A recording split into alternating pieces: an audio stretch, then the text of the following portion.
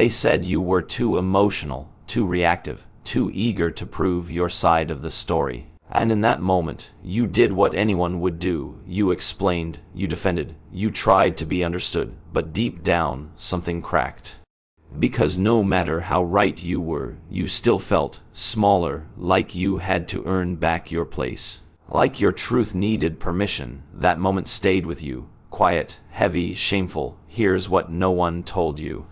The more you explain, the more you look like you have something to hide, and the more you fight for clarity, the more they twist the frame, until the room stops listening to what's being said, and starts watching who looks nervous.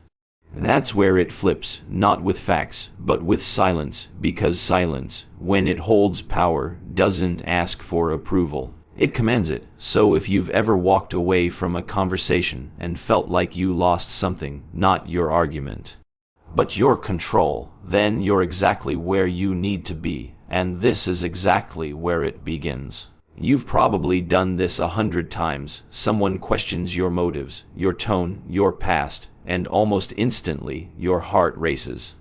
You lean forward, you start explaining, "No, I didn't mean it that way, I'm not like that. Oh, you're misunderstanding me. It feels natural, it feels fair, it feels like the adult thing to do," but that's the trap. Because the moment you start explaining yourself, you've already lost your ground, not because you're wrong, but because you're reacting, and reaction is submission in disguise. When you explain yourself, you don't sound confident.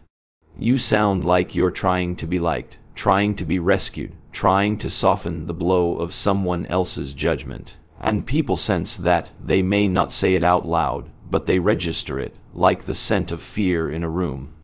You think you're clearing the air, but really, you're validating their frame. You're saying, "Yes, you do have the right to interrogate me. Oh, yes, I should answer for your discomfort." And once you give someone that position, they won't just take it, they'll own it. That's why defending yourself never lands, because it's never really about facts. It's about who is holding the weight of authority in that moment, and if you're the one pleading, you're not the one holding it. Ethan learned this the hard way, back when he still believed in being reasonable. In a meeting once, a colleague said he was too sharp, too confident, that his tone was off-putting. And instead of letting the silence sting, he apologized. He smiled. He tried to explain that he was just passionate. But the damage was done. People didn't remember the apology. They remembered that he flinched, that he folded. From that day, Ethan knew something had to change, not in what he said, but in what he no longer would. You've probably had your own version of that meeting, different room, different words, but the same burn in your chest. That moment where you gave away power, just to feel understood. But now you know, understanding is not the currency of influence. Composure is, and silence. Silence is the credit line no one can touch, but we're not done yet. Because where silence starts, frame control begins. There's a silent law that rules every social interaction. Whoever controls the frame, controls the room. It doesn't matter what's true. It doesn't matter who's right. It only matters who set the lens through which the situation is being viewed, and that's where most people lose. Because when you're explaining yourself, you're stepping into someone else's frame. They've already painted you as defensive, as questionable, as guilty until proven otherwise, and you walked right into it because you felt the need to be clear. But clarity isn't neutral. It's a battlefield. Every time you say, "Let me explain," you're picking up a sword they handed you, and trying to fight a war you already lost the moment you accepted the terms. Ethan once sat through a negotiation that was supposed to be his win. He had the numbers, the leverage, the track record. But halfway through, one of the investors smirked and said, "You always make things sound so perfect." That's the part I don't trust. Everyone looked at Ethan, waiting, expecting him to smooth it over, to say something, anything that would bring the mood back, but he didn't. He leaned back, let the silence do what words never could. And suddenly, the pressure shifted. The smirking investor began to explain himself, to clarify, to rephrase. Because the frame Ethan held never cracked. The man who controls the frame never reacts. He doesn't fight to defend it. He becomes the stillness others orbit around, and that stillness, that quiet confidence, it makes people uncomfortable. Not because it's aggressive, but because it's unshakable. And when someone can't be shaken, they start to seem dangerous. You don't need to argue to flip a situation. You just need to stop letting other people define what the conversation is really about. That's the beginning of psychological jiu-jitsu, where the strongest move is no move. You hold your space, let their assumptions echo off your silence. And eventually, they hear their own voice, a little too loud, a little too insecure, and in that awkward pause, you win. Because you didn't just avoid the trap, you made them walk into it alone. But that's only the surface, because next, we go deeper into why clarity is your greatest weakness. Everyone tells you to be clear, to speak your truth, to make sure people understand where you're coming from. But here's the paradox: clarity doesn't bring you power, it drains it. Because when you explain yourself, you're not just offering information, you're revealing what matters to you. What rattles you, what you need others to accept before you can breathe easy again. And the moment they see that, you're no longer in control, you've exposed your emotional dependency. Ethan used to be addicted to clarity. He believed if he just said the right thing the right way, people would finally get it, finally see him for who he really was. He'd send follow-up emails, clarify texts, go back into conversations hours later, just to fix the record. But all it did was make him look uncertain, desperate, eager to clean a stain that no one noticed until he kept scrubbing. That's when it hit him. Clarity was never for them. It was for him. It was his way of begging for safety, for approval, for peace. But power doesn't come from peace. It comes from the storm you're willing to sit through without blinking. In one conversation, a former client accused Ethan of being cold, said he didn't care enough, didn't check in enough, didn't respond the way he should have. Ethan paused, looked the man in the eye, and said, "That's not how I see it." In no defense, no justifications, no list of all the times he showed up, just stillness. The man shifted in his seat, uncomfortable because he expected a debate, a performance, some display of guilt or regret, but all he got was detachment, and in that silence, his own insecurity had nowhere to hide. It turned back on him, hard. That's the power of refusing to clarify. You leave the other person alone with their assumptions, and most of the time, that's punishment enough. You don't need to explain. You need to hold your position, because when you stop asking to be understood, you start being respected. And from that respect comes something far more valuable than peace, control, but that's just one layer.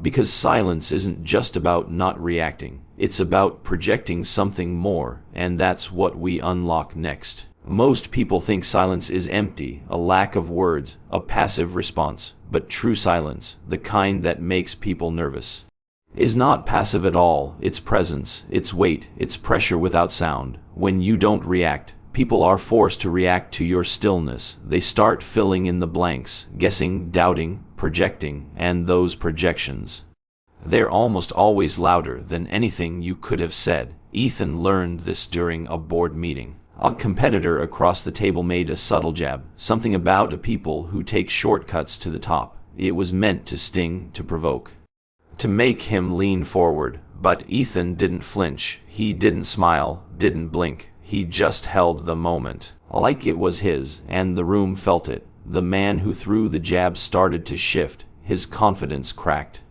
Not because Ethan said something powerful, but because he said nothing at all. You see, silence is a mirror.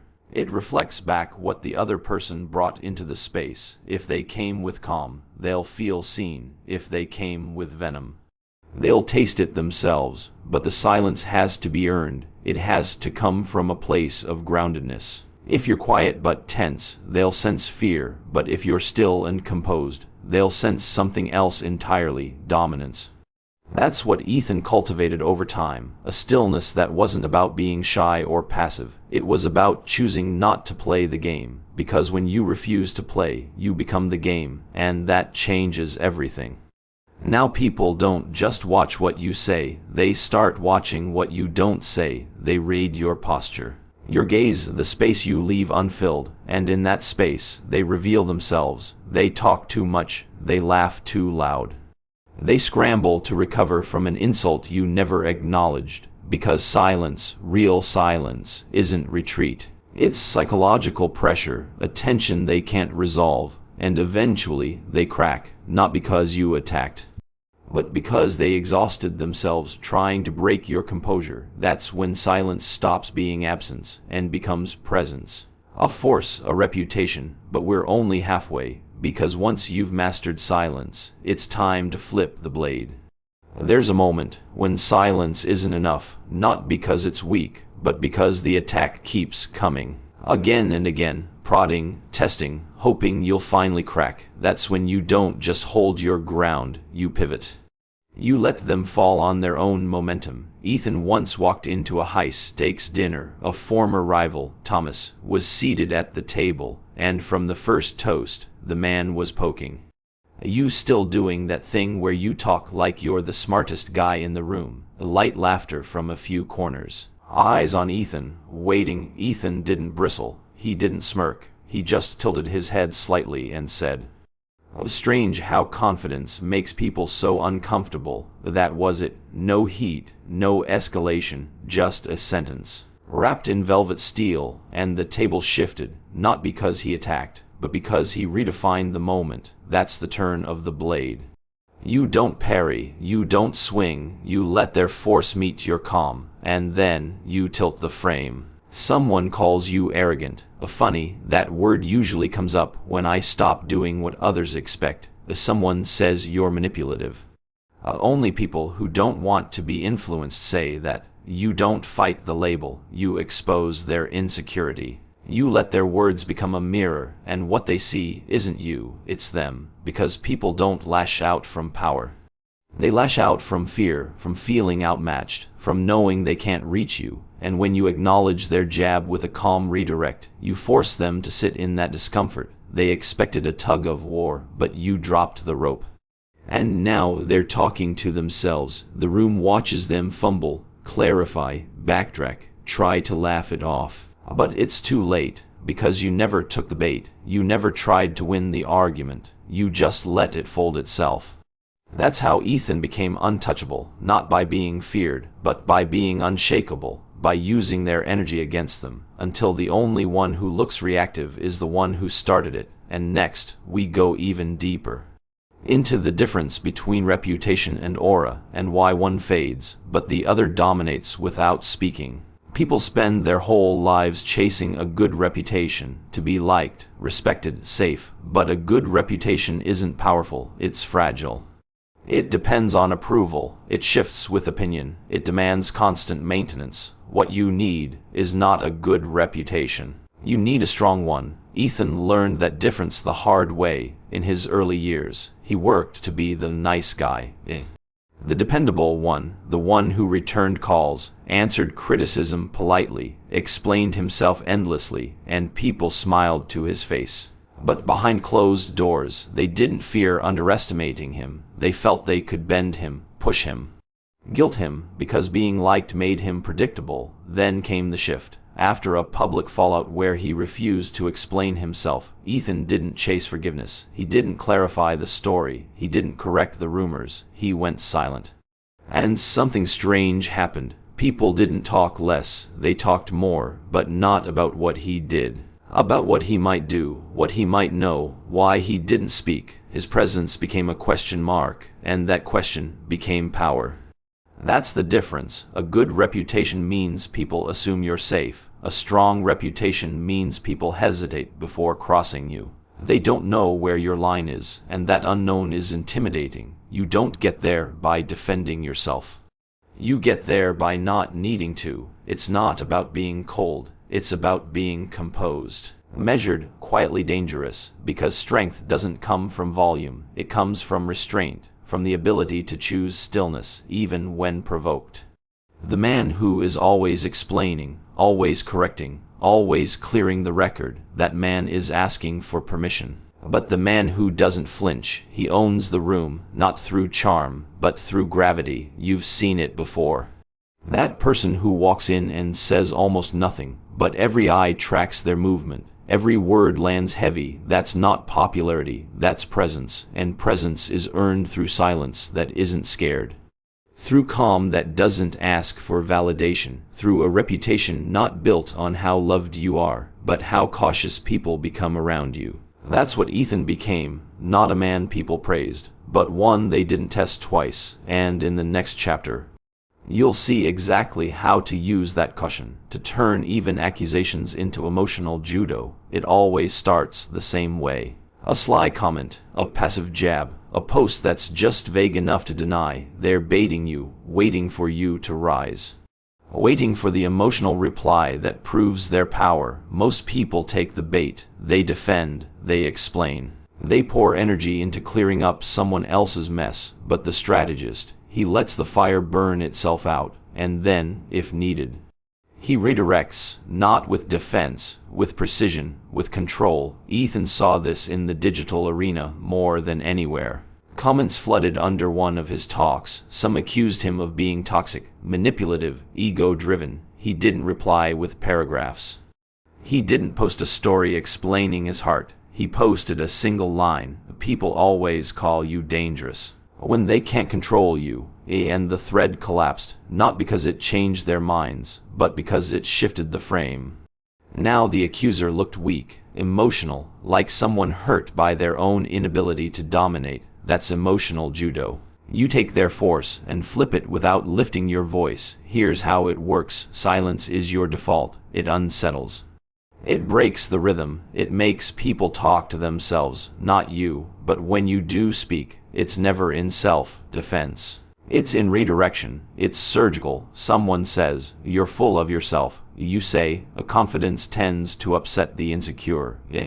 They say, "You're fake." You say, "I don't owe you authenticity." They say, "You think you're better than everyone." You say, "No, I just think differently." Each line, not an answer, but a position, a statement of self, not "I'm not guilty."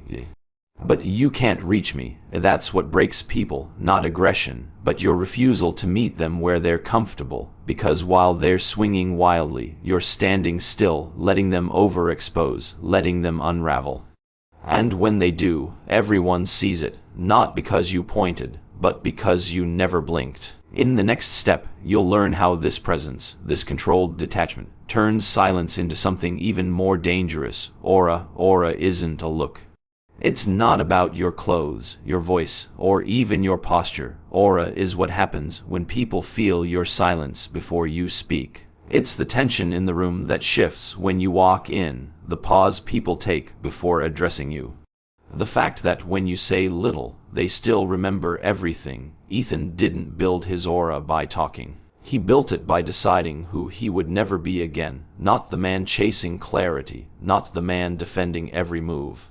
Not the man who gave people his peace in exchange for their understanding. Instead, he became unreadable. Not fake, not distant, just unbothered by things that used to wreck him. And the more he chose restraint, the more powerful his presence became. People noticed he didn't flinch when challenged, didn't explain when misjudged, didn't react when provoked. They whispered more than they spoke, assumed more than they knew, and that gap between what's said and what's felt, that's aura. Aura makes people hesitate. It forces them to measure their tone, to rethink their attacks, to approach you like a live wire they're not sure how to touch. It's not fear, it's respect carved out of mystery, because once you've stopped defending, once you've stopped proving, once you've made peace with being misunderstood, you cross over, and in that space beyond reaction, every word you do say becomes a move, every silence becomes a decision, and every decision becomes a reputation.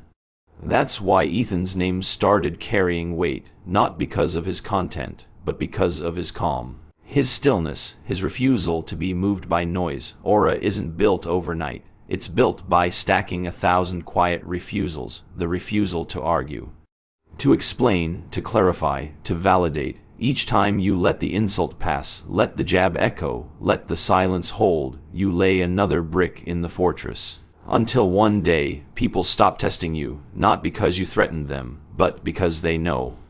It won't work. That's the evolution, from defensiveness to presence, from noise to myth, and now it's time for the final transformation, where silence becomes not just power, but legacy. There's a moment in your life when you stop reacting. Not because you're numb, but because you've learned every reaction is a transaction, and the cost is always your power. Ethan reached that moment quietly. There was no grand turning point, no final confrontation, just a series of choices. A silence he held one day longer, an explanation he didn't offer, a look he gave instead of a sentence. And over time, he stopped being part of the noise. He became something else entirely, not feared, not worshipped, but felt. That's the final evolution, when your presence speaks before your voice does, when people lower their tone around you. Not because you asked, but because your stillness demands it. You're no longer defending, you're defining. You don't explain your values, you embody them. Your energy walks into the room first. Your silence sits like a throne you never leave. And every move you make becomes a ripple others can't ignore. People will try to study you, predict you, figure out your game. But there is no game, there's just the decision to never let someone else's chaos pull you off center. You don't chase peace, you radiate it, because the man who doesn't flinch, who doesn't bite, who doesn't answer to provocation, becomes legend, not because of what he says, but because of what he never had to. That's the end game, where your existence is the message, where others speak your name with care, not because you demanded it, but because you earned it one unshaken moment at a time. So now, if they ask, why didn't you respond? Why didn't you defend yourself? You'll smile and say nothing, because the answer is already in the silence.